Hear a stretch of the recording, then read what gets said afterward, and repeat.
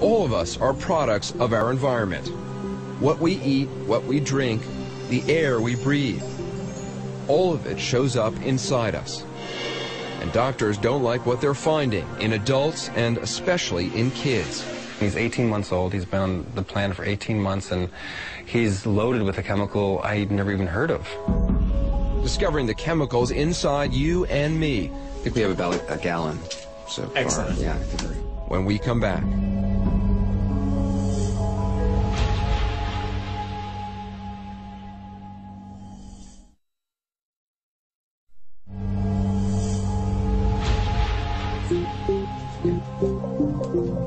I don't like going to the doctor, so this is no fun. Not a big fan of needles. I'm here for what's called a body burden test. It's not the most pleasant of procedures. It'll take 120 cc's of blood, almost a pint, for scientists to look at traces of 250 industrial chemicals in my body. Let me just ask you, Sure. have you ever had anyone pass out from giving so much blood? I haven't had anyone pass out. I've had people get nauseated a little bit. Well, let's get you some orange juice just so that you can fuel up after some sugar.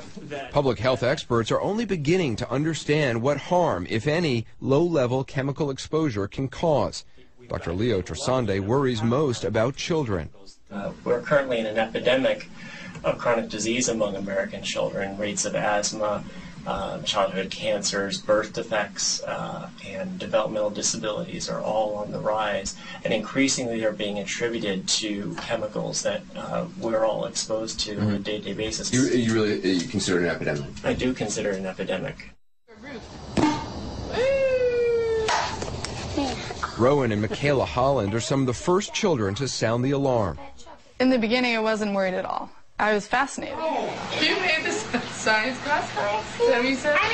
3 years ago, when this video was taken, the entire Holland family decided to get body burden testing for a story in the Oakland Tribune. Their son Rowan was just 18 months old. At the time, he was the youngest child in America to ever be tested for chemical exposure. Michaela was just 5 years old.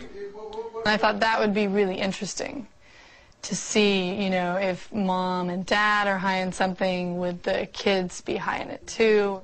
Their chemical exposure levels were high, but then they got the kids' results, and they were shocked. Rowan and Michaela's levels of chemical exposure were 2, 3, and 4 times that of their parents. For phthalates, also called plasticizers, found in plastic bottles, personal care products, and medical devices. For PCBs, they were used in electrical insulators in refrigerators and microwave ovens and banned in the late 1970s. But one number stood out, Rowan's level of PBDEs, a class of flame retardants found in everything from foam cushions to rugs to mattresses to casings of electronics. They were nearly 7 times the levels of his mom and dad. He has 2 to 3, or at the time of testing, had 2 to 3 times the level of flame retardant in his body that's been found to cause thyroid dysfunction in lab rats. PBDEs are neurotoxins. They throw off normal brain function in lab animals. So could they be doing the same to children or adults?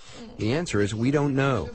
The federal government had never even received any studies looking at the effects of this chemical on human health, because the federal government does not require chemical manufacturers to submit this type of data before bringing the chemical to market.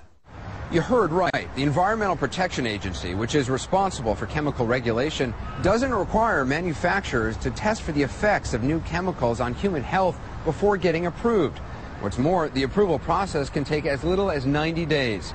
Compare that to the years it can take for pharmaceutical companies to get new drugs approved. The EPA declined to do an interview with us, but told us in an email, quote, if during the new chemical review process, EPA determines that it may have concerns regarding risk or exposure, the EPA has the authority to require additional testing. But of the 1,500 new chemicals submitted each year, their records show that only happens 10% of the time. Back at New York's Mount Sinai Medical Center, it's taken 2 months, but I'm finally about to learn the results of my body burden test from Dr. Leo Trasande. So, how are the results? Well, as you recall, a couple months back we drew quite a lot of blood, and I'm nervous here. well, You're not reassuring me. We tested you for 246 synthetic chemicals, and you tested positive for more than 100. Wow. Even a chemical way back to the 1970s, DDT, which we detected in your body. So I have DDT in my body. You have DDT in your body. PCBs, another chemical that was banned in the 1970s. I got it. You've got it as well. Doctors think I probably got the DDT from a trip to Africa. Some countries there still use it to kill mosquitoes. As far as the PCBs, it has something to do with where I grew up, New York City.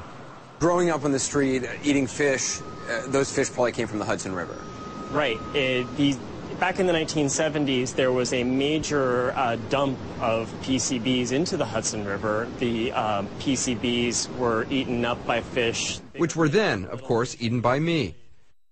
Next, my results for monobutyl phthalates, the stuff found in cosmetics, like the makeup I put on before going in front of the cameras.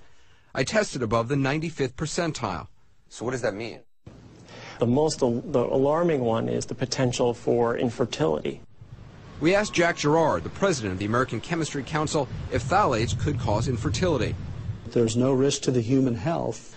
Just because we find chemicals in the body doesn't mean that it causes disease.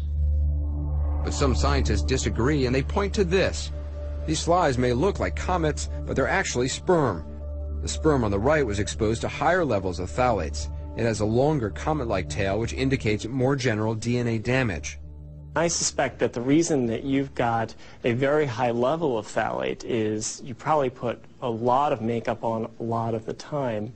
So this is a potential lawsuit against CNN right here. I mean, you can't say for certain what the effects are of these chemicals in somebody's system. What little we know is just the tip of the iceberg. And unfortunately, I think that is enough to begin to act and proactively intercede and prevent chemical exposure. Are the chemicals running through my bloodstream, through your bloodstream, dangerous? The bottom line seems to be no one really knows. The question is that good enough?